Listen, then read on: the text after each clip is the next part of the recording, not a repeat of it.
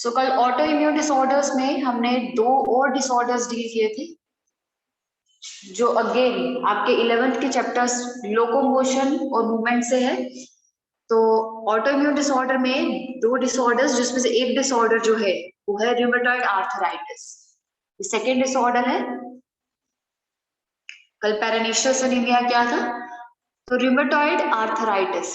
ध्यान से सुनेंगे और अब ये याद भी रहना चाहिए बेटा।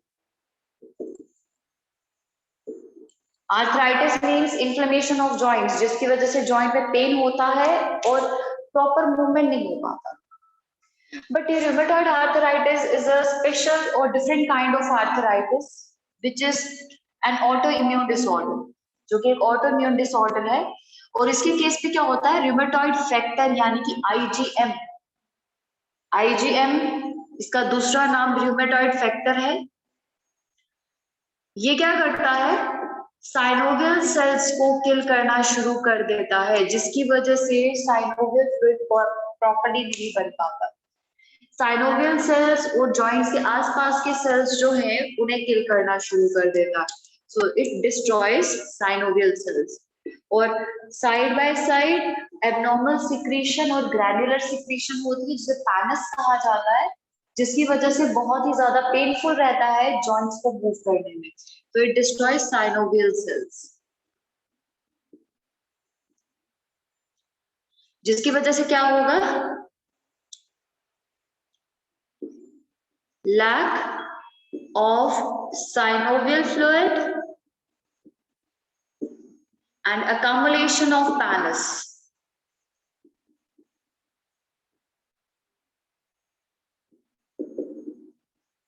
Accumulation of pannus जो कि ग्रैन्युलर स्ट्रक्चर है। अब जॉइंट्स के बीच में ल्यूब्रिकेटिंग फ्लूइड की जगह ग्रैन्युलर स्ट्रक्चर है, वो जॉइंट मूव करने की कोशिश कर रहे हैं। तो एब्रेजन की वजह से हमारे पास आर्टिकुलेटिंग पॉइंट पे जो कार्टिलेज होगा वो इरोड होगा, फिर बोन्स जो है उन्हें हार्म होना शुरू हो जाएगा, जिसकी वजह से इन्फ्लेमेशन और पेन हो जाएगी। तो बहुत ही मुश्किल हो जाता है ऐसे केस में जॉइंट्स को मूव करना। एंड थर्ड जो है वो माइस्थेनिया ग्रेविस।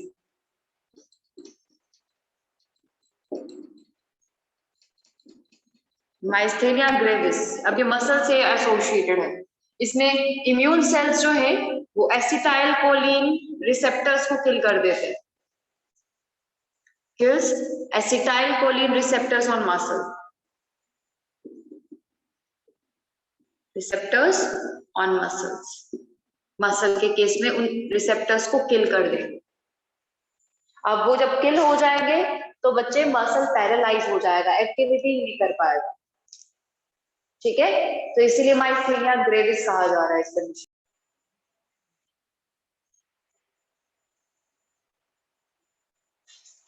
सो बच्चे नेक्स्ट टॉपिक लिम्फोइड ऑर्गन्स। ये लास्ट टॉपिक है जो कि इम्यून सिस्टम से जुड़ा हुआ है।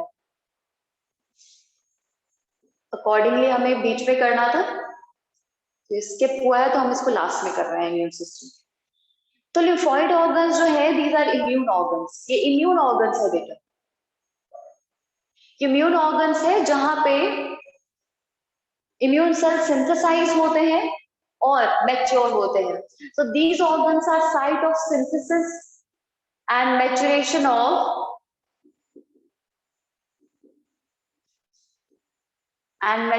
ऑफ lymphocytes और इम्यून सेल्स। तो बच्चे हम यहाँ पे फोकस ही मेनली लिम्फोसाइट पे कर रहे हैं। ठीक है, तो बच्चे अब ये लिम्फोइड ऑर्गन्स जो है ये 2 तरह के होते हैं। 2 तरह के ऑर्गन्स हैं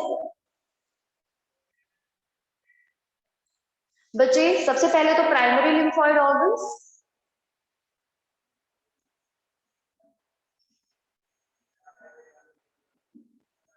प्राइमरी लिम्फोइड ऑर्गन्स, और दूसरे होते हैं सेकेंडरी लिम्फोइड ऑर्गन्स।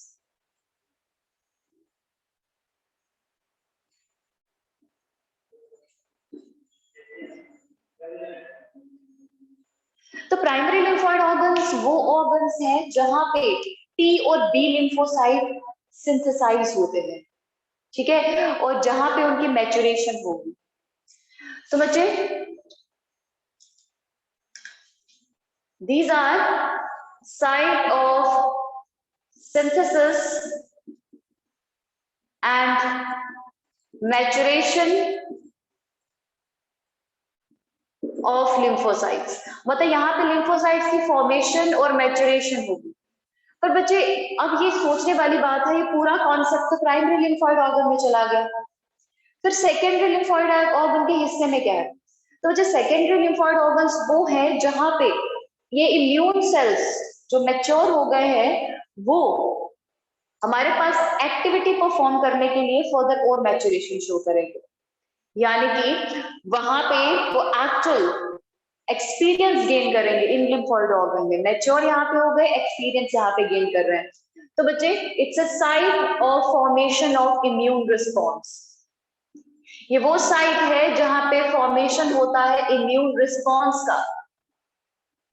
अब आप ये सोच रहे होंगे कि जो साइट है जहां पे इंफेक्शन हुई है इम्यून रिस्पॉन्स तो वहां पे बनता है, डेफिनेटली वहां पे भी बन रहा है।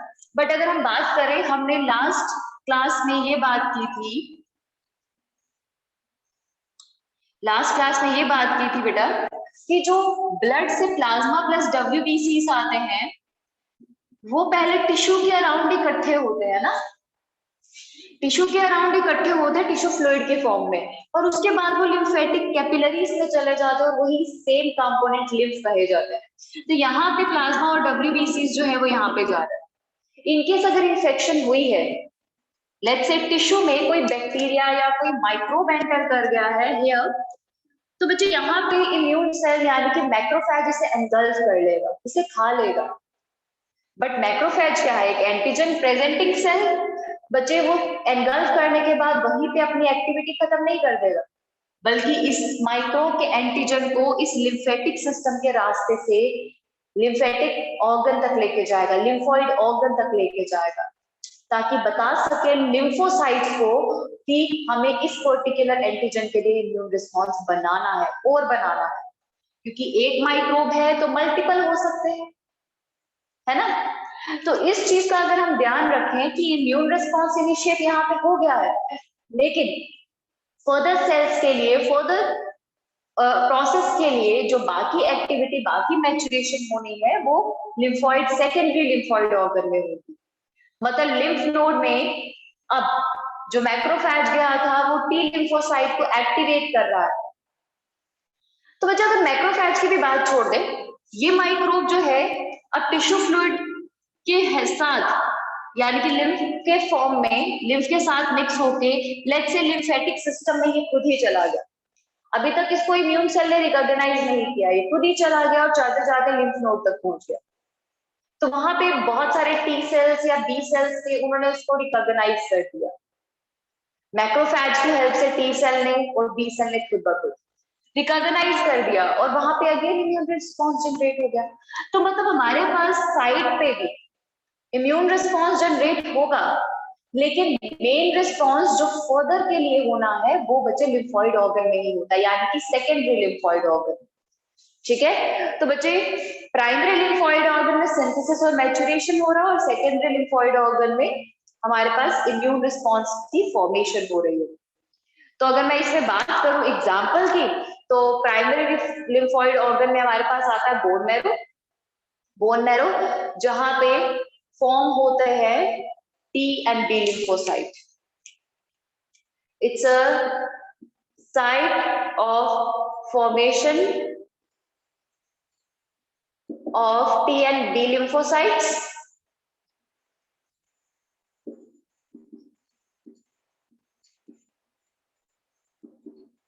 and site of maturation for B lymphocyte। तो बच्चे थोड़ा सा बड़ा कॉन्सेप्ट नहीं है, थोड़ा सा इजी कॉन्सेप्ट है, ठीक है, तो उसके बारे में भी एक्सप्लेन कर देती हूँ। तो बच्चे अब क्या है, जैसे बोन मैरो में क्या होता है, टी और बी लिम्फोसाइट जो है ना वो दोनों बनते हैं, लेकिन अगर हम बात करें फर्दर मैच्योरेशन की, तो बोन मैरो जो है वहां पे सिर्फ बी सेल की मैच्योरेशन होती है, टी सेल की नहीं। टी सेल की मैच्योरेशन एक दूसरे स्ट्रक्चर में होती है जिसे आप थाइमस कहते हो। तो थाइमस जो है एक दूसरा प्राइमरी लिम्फोइड ऑर्गन है, जो कि एक एंडोक्राइन स्ट्रक्चर भी है, जो टाइम के साथ और एज के साथ डीजनरेट हो जाता है। 11th पे पढ़ा, वो थाइमोसिन जो है वो टी सेल मैच्योरेशन में हेल्प करते हैं, हम ये भी जानते हैं।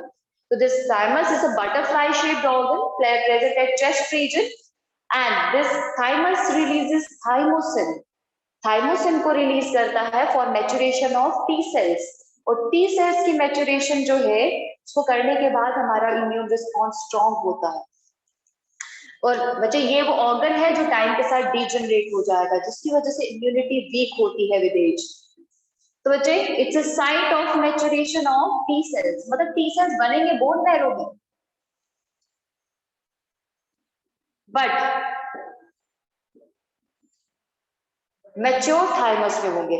आप यही कह सकते हो एक सॉर्ट ऑफ ट्रेनिंग दिया जा रहा है। हमारे पास बी सेल और टी सेल जो है वो एक पर्टिकुलर जगह जो है बॉर्न हो, लेकिन बी सेल जो है उसने अपनी ट्रेनिंग जो है वो उसी कंट्री या उसी रीजन में कंप्लीट किया, लेकिन टी सेल जो है वो माइग्रेट किया दूसरी जगह में for higher education, sort of वैसा समझ सकते हो, ठीक है, जिसकी वजह से टी सेल जो है वो ज्यादा स्पेशलाइज रहा, ठीक है, अपने फंक्शन में और ज्यादा सुपीरियर रहा, ठीक है।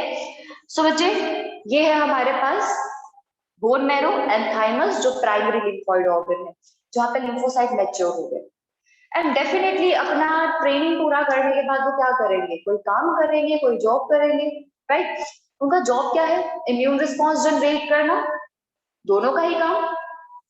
लेकिन बच्चों इम्यून रिस्पॉन्स जनरेट करना ऐसे तो नहीं है ना कि अपने घर पे ही बैठ के काम करेंगे, कहीं ना कहीं तो जाएंगे, कोई ना कोई डिपार्टमेंट होगा, ठीक है, तो वहां पे जाएंगे। तो बच्चे सेकेंडरी लिम्फोइड ऑर्गन जो है वो उनके साइट ऑफ एक्टिविटी है, ये आप कह सकते हो। तो बच्चे यहाँ पे क्या होता है, हमारे पास डिफरेंट स्ट्रक्चर है दैट इज लिम्फ नोड, यानी कि मैच्योर होने के बाद टी या बी सेल्स जो है वो लिम्फ नोड, स्प्लीन और मैम साइट ऑफ मैच्योरेशन के आगे क्या लिखा है? Site of maturation of lymphocytes है मैम थाइमस में, और यहाँ पे site of maturation of T sales.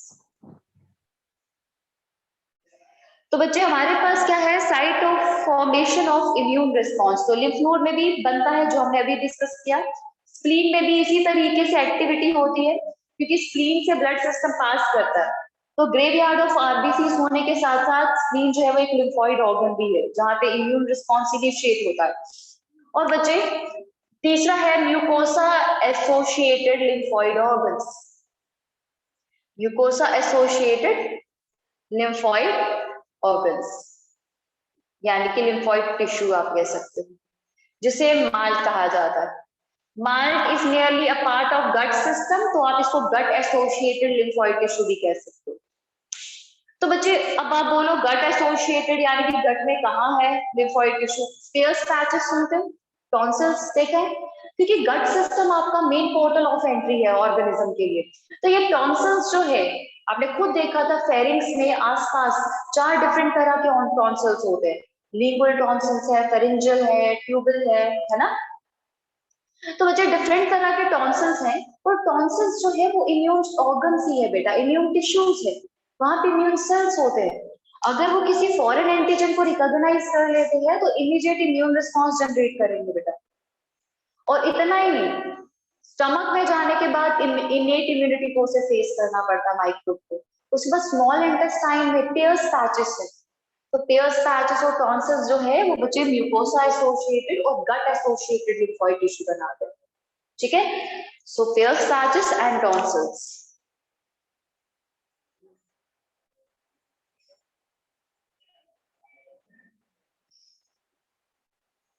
तो बच्चे दीज आर गट एसोसिएटेड और म्यूकोसा एसोसिएटेड लिम्फोइड टिश्यू, ठीक है। और टॉन्सिल्स के केस में हमने वेल्डियर्स रिंग की बात की थी, वेल्डियर्स रिंग जो फेरिंक्स रीजन में बनता है जिसमें 4 डिफरेंट तरह के टॉन्सिल्स रहते हैं, ठीक है, lingual, pharyngeal tonsil, tubal tonsil and palatine, ठीक है। ये 4 टॉन्सिल्स हैं जो इस रीजन में अरेंज रहते हैं और बिल्कुल सर्कुलर सेक्शन में रहेंगे, बिल्कुल रिंग लाइक अरेंजमेंट में, that's why they form a ring like structure called as Waldeyer's ring, पूरे इम्यून रिस्पॉन्स को जनरेट करने के लिए। तो tonsils and Peyer's patches. So ये हो गए हमारे पास लिम्फोइड ऑर्गन, यानी कि मैच्योरेशन हो रही है, फॉर्मेशन और मैच्योरेशन यहाँ पे हो रही है और यहाँ से वो अपनी एक्टिविटी करते हैं। और हाँ, जब तक एक टी या बी लिम्फोसाइट या फिर कोई इम्यून सेल अपनी एक्टिविटी पहली बार नहीं करता ना, तो तब तक उसको नेव सेल कहा जाता है, NAIV। अगर आपके पास कभी भी ये टर्म सामने हो ना कि नेव टी सेल, नेव टी सेल्स वो सेल्स होते हैं जिन्होंने अभी तक कोई भी माइक्रोब को एनकाउंटर नहीं किया है, उसके अगेंस्ट रिस्पॉन्स नहीं बनाया है, ठीक है। तो मतलब जो हमारे पास सेकेंडरी लिम्फोइड ऑर्गन्स में रहते हैं ना, वो नेव टी सेल्स, नेव बी सेल्स होते हैं, जो कि अल्टीमेटली मैच्योर किए जाते हैं in terms of response, immune response जो उन्हें जनरेट करना है एक पर्टिकुलर एंटीजन के अगेंस्ट, और इसीलिए वो स्पेसिफिक इम्यूनिटी बनाते हैं हमेशा एक पर्टिकुलर माइक्रोब के अगेंस्ट। तो ये है हमारे पास complete immune system.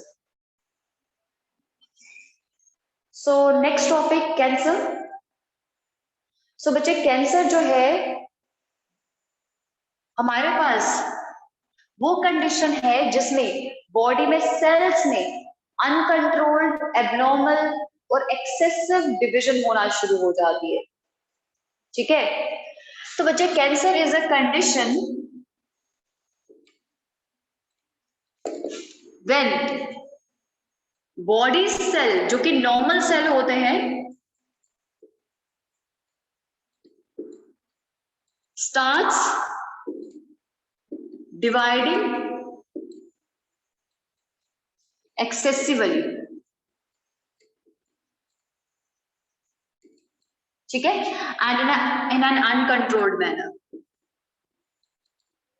Uncontrolled manner में वो डिवाइड करते रह जाते हैं। सो हमारे पास ये है सेल साइकिल।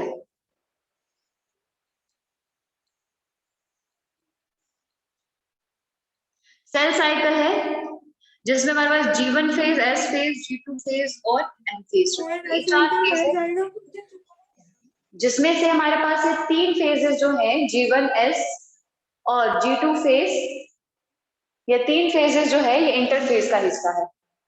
बाकी M फेज जो है वो डिविजनल फेज है जिसमें कैरियोकाइनेसिस और साइटोकाइनेसिस होती है। अगर माइटोसिस हो रहा है तो prophase, metaphase, anaphase, telophase and ultimately cytokinesis. अगर मियोसिस है तो 2 फेजेस रहेंगे और उनमें ये फेजेस रिपीट होंगे। तो बच्चे क्या होता है जब ये सेल हमारे पास G1 फेज की तरफ जा रहा होता है और उसके एंड तक जाता है ना, तो बच्चे यहाँ पे कुछ ना हमारे पास फैक्टर्स होते हैं जो कि उसको नेक्स्ट स्टेज के लिए प्रमोट करते हैं डिपेंडिंग अपॉन द सिग्नलिंग जो बॉडी को मिला है। तो मतलब हमारे पास फैक्टर्स जो है वो प्रमोट करेंगे कि इनको रिक्वायरमेंट है या नहीं है, एस फेज में जाना इसके लिए सही रहेगा या नहीं रहेगा। अगर एस फेज में नहीं जाना है तो इसको कहाँ भेजा जाए, G0 फेज में निकाल दिया जाता है फिर इसको डिविजन नहीं करनी। वैसे ही हर एक स्टेप पे आपके पास रेगुलेटिंग फैक्टर्स होंगे। मेटाफेज माइटोसिस में भी प्रोफेज के बाद मेटाफेज के लिए, मेटाफेज के बाद एनाफेज के लिए प्रोमोटिंग फैक्टर्स होते हैं, ठीक है। तो बच्चे इस तरीके से फैक्टर्स जो है ना हर स्टेप में रेगुलेट करते हैं कि सेल को आगे बढ़ना चाहिए या नहीं बढ़ना चाहिए, क्या रिक्वायरमेंट है या नहीं है। तो बच्चे क्या होता है इस कैंसर के केस में, जो कैंसरस सेल होते हैं ना वो इस कंट्रोल और रेगुलेशन को ना इवेट कर देते हैं, वो सुनते ही नहीं है इस कंट्रोल सिस्टम। तो मतलब cell showing uncontrolled division are called as cancerous cell.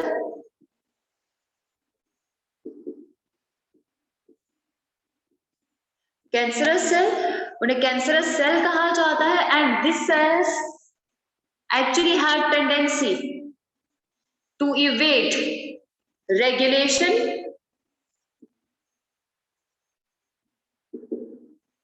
during cell cycle. Cell cycle के दौरान जो रेगुलेशन होता है ये उसे इवेट कर देते हैं, यानी उसे बाईपास कर देते हैं, उसको कंट्रोल में नहीं आते। और ये चीज नॉर्मली तो नहीं हो सकती, ये जेनेटिकली हो सकती है, राइट।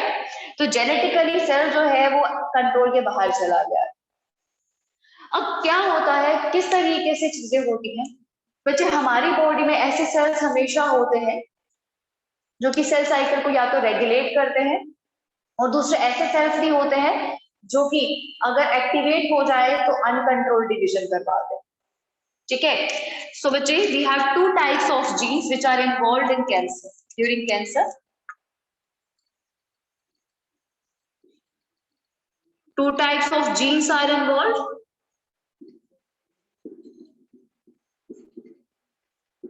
जिसमें से सबसे पहला टाइप जो है वो है प्रोटोऑन्कोजीन्स। प्रोटोऑन्कोजीन्स जो है, ऑन्को टर्म जो है it is related to cancer. Onco means cancer और ट्यूमर, ठीक है। तो प्रोटोऑन्कोजीन और दूसरा है ट्यूमर सप्रेसर जीन। इन दोनों की वजह से कैंसर जो है यानी कि ट्यूमर जो है वो हो सकता है। तो ट्यूमर सप्रेसर जीन और ये दोनों किस तरीके से काम करते हैं उसके बारे में बात करती हूँ। तो बच्चे हमारे जीन्स जो है वो अलग अलग कंडीशन में एक्टिवेट होते हैं, यानी कि उनको एक्टिवेट होने के लिए भी अलग अलग कंडीशन और अलग अलग फैक्टर्स चाहिए, जिसमें से कुछ फैक्टर्स रेडिएशन की फॉर्म में होते हैं, कुछ फैक्टर्स केमिकल की फॉर्म में होते हैं। तो अलग अलग फैक्टर्स जो है वो प्रेजेंट रहते हैं। तो बच्चे क्या है, सबसे पहले जो प्रोटोऑन्कोजीन्स है ना, protooncogenes they normally remains inactive. They normally remains inactive. वो नॉर्मली इनएक्टिव रहते हैं, यानी कि हमारी बॉडी में ये इनएक्टिव स्टेट में रहेंगे, ठीक है। But gets activated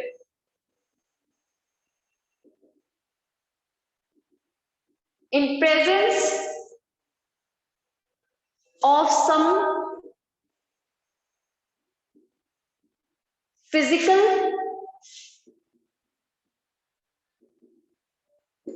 chemical and biological factors। तो मतलब ये जीन नॉर्मली बंद रहते हैं बट कुछ बायोलॉजिकल, फिजिकल और केमिकल फैक्टर्स की प्रेजेंस में एक्टिवेट हो जाते हैं। यानी कि इन जीन का बंद रहना जरूरी होता है, पर कई बार कुछ कंपोनेंट्स, कुछ केमिकल्स जो है वो इन पर्टिकुलर जीन्स को आके एक्टिवेट कर देंगे, ठीक है। तो बच्चे ये फैक्टर्स जो है, इन फैक्टर्स को अल्टीमेटली कहा जाता है कार्सिनोजेंस। ये फैक्टर जो है, दिस केमिकल, फिजिकल और biological factors, they are called as carcinogens.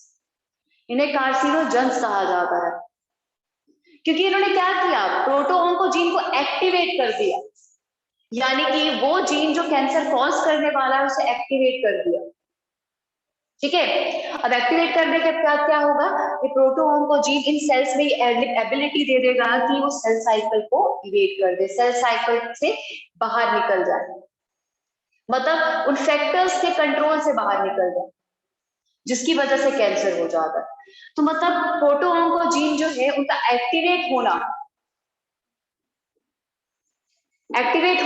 Can cause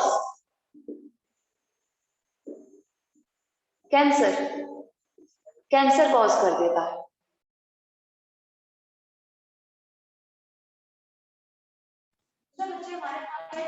suppressor jeans, tumour suppressor jeans जो है वो नॉर्मली एक्टिव रहते हैं, नॉर्मली वो एक्टिव रहेंगे बेटा, but again in presence of some carcinogens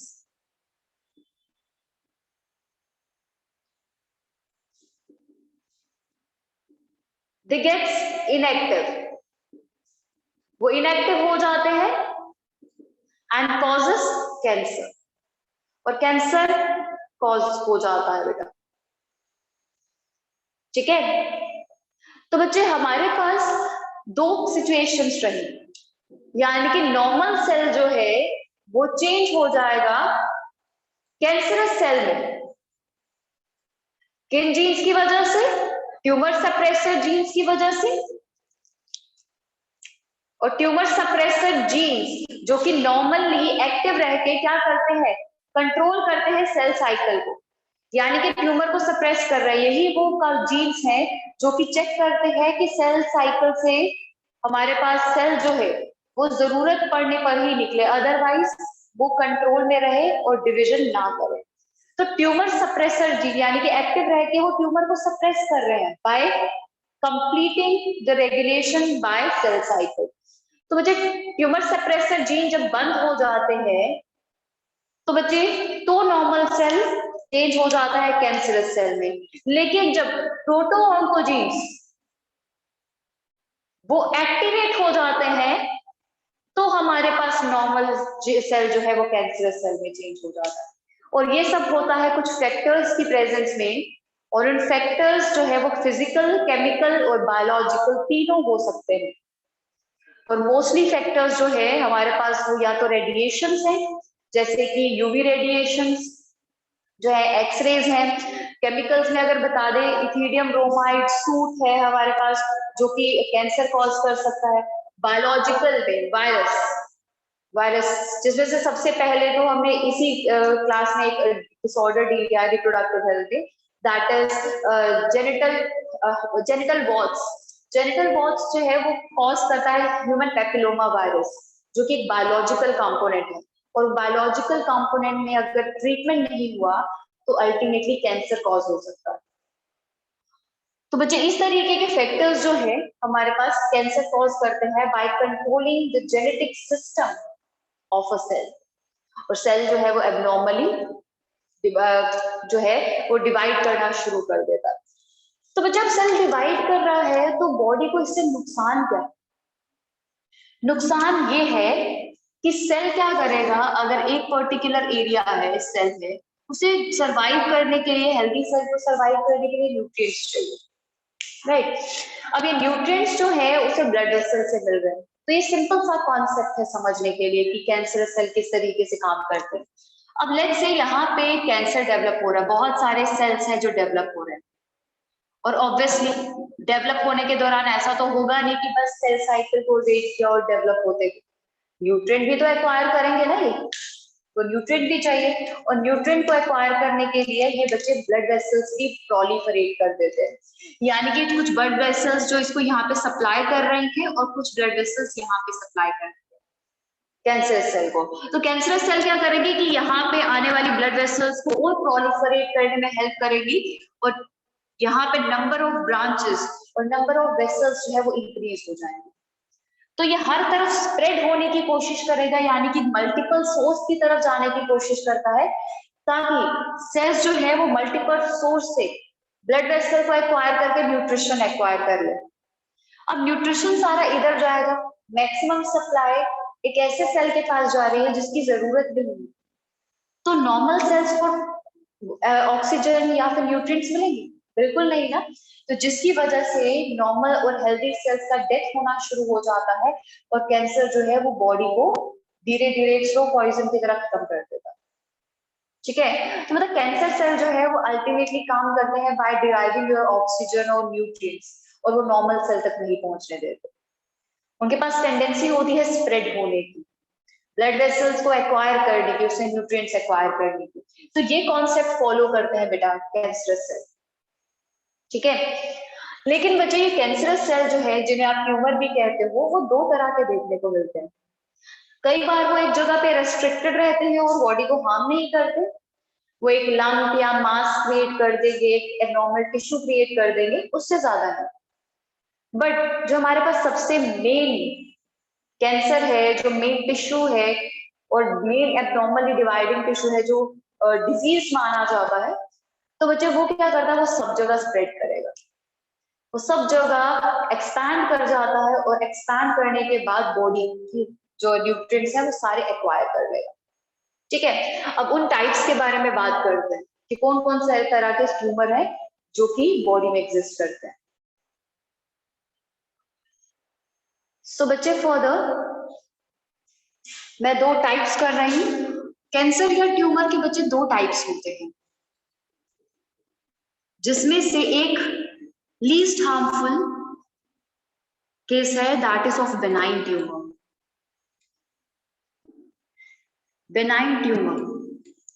benign tumour वो होता है जिसमें सेल्स जो है वो रिस्ट्रिक्टेड रहते हैं एक पर्टिकुलर जगह, यानी कि एनकैप्सुलेशन हो जाती है। ठीक है, तो बच्चे तो एबनॉर्मली डिवाइडिंग सेल्स जो है वो एनकैप्सुलेटेड हो जाएंगे,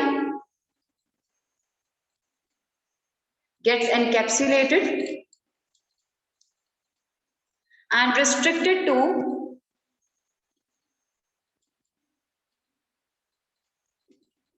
a particular region only. वो एक पर्टिकुलर रीजन तक ही रेस्ट्रिक्टेड रह जाएगा बेटा। तो बच्चे उसके केस में क्या होता है, वो ब्लड सप्लाई तो रहते हैं, लेकिन एक जगह एनकैप्सुलेशन और मास बन जाने की वजह से ना ब्लड सप्लाई वहां तक तो पहुंचेगी उस पर्टिकुलर एरिया और टिश्यू तक, लेकिन फर्दर वो टिश्यू स्प्रेड नहीं हो रहा है, इसीलिए वो ब्लड सप्लाई को एनहांस भी नहीं करेगा। यानी कि एनकैप्सुलेशन होने की वजह से वो अलग अलग डायरेक्शन में सेल्स माइग्रेट नहीं करेंगे और बढ़ेंगे। ठीक है, और एनकैप्सुलेशन का मतलब ये नहीं है कि उनके ऊपर एक पूरी शीट ही बन जाती, हमेशा ऐसा नहीं होता, बट क्या होता है कि वो डिवाइडिंग सेल जो है वो एक पर्टिकुलर रीजन तक ना रेस्ट्रिक्टेड रहेंगे, चाहे उनके ऊपर शीट हो या ना हो, वो एक पर्टिकुलर जगह तक रेस्ट्रिक्टेड रहेंगे। ठीक है, तो बच्चे अब इनको बेनाइन ट्यूमर्स में ना मेनली अगर जो आप फर्क देख पाते हो, जैसे कि जो टेक्नीशियंस होते हैं जो चेक करते हैं इसको, उसके केस में क्या होता है, अगर बेनाइन ट्यूमर और एक पर्टिकुलर टिश्यू का जो एक्चुअल स्प्रेडिंग ट्यूमर है जो हम सेकंड कैटेगरी में करने वाले हैं, तो उसमें क्या होता है हमारे पास बेनाइन ट्यूमर जो है ना उसके बॉर्डर जो है वो नियरली आपको स्मूथ दिखेंगे और आपको दिखेगा कि वो एक पर्टिकुलर एरिया में ही लोकलाइज रह गया, लेकिन जो स्प्रेड होता है ना उसके केस में बॉर्डर्स बहुत ही ज्यादा इरेगुलर होते हैं, यानी कि वो टिश्यू जो है वो एक पर्टिकुलर डायरेक्शन में स्प्रेड कर रहा होता है, फिर वो सेकंड डायरेक्शन में, फिर वो थर्ड डायरेक्शन में स्प्रेड करेगा। ठीक है, यानी कि हमारे पास जो बेनाइन ट्यूमर है उसमें स्मूथ बॉर्डर्स रहेंगे और वो रहेगा नॉन मैलिग्नेंट। नॉन मैलिग्नेंट यानी कि नॉन हार्मफुल। और बच्चे नॉन मैलिग्नेंट के साथ साथ ये नॉन इन्वेजिव है, यानी कि वो इन्वेजन शो नहीं करता, वो नॉर्मल सेल्स को इन्वेड नहीं करेगा और अल्टीमेटली उनकी जगह लेने की कोशिश नहीं करेगा। और बच्चे तीसरी टर्म जो है वो है नॉन मेटास्टैटिक। ये नॉन मेटास्टैटिक है। मेटास्टेसिस यानी कि capability of cancerous cell to spread to healthy regions. तो मेटास्टेसिस मतलब कैपेबिलिटी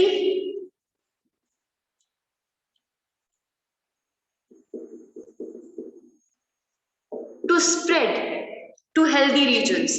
तो हेल्दी और नॉर्मल रीजन्स है उसमें स्प्रेड करने की टेंडेंसी को मेटास्टेसिस कहा जाता है। तो बच्चे ये नॉन मेटास्टेटिक भी, तो बेनाइन ट्यूमर रेस्ट्रिक्टेड रहता है, नॉन इन्वेजिव रहता है और नॉन मैलिग्नेंट रहता है, यानी कि वो आपके न्यूट्रिशन उस हार्श रेट पे डिराइव नहीं करेंगे, इन्वेजन नहीं करेंगे और स्प्रेड नहीं करेंगे। Unlike benign tumor, we have second case of malignant tumor. Malignant tumor is equally harmful. जितना ये हमारे पास restricted है, harm नहीं करता, उतना ही ज्यादा ये harmful है। तो बच्चे, this is uncontrolled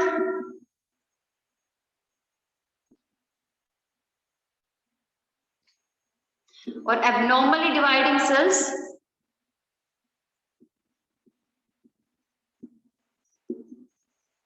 get spread to healthy regions।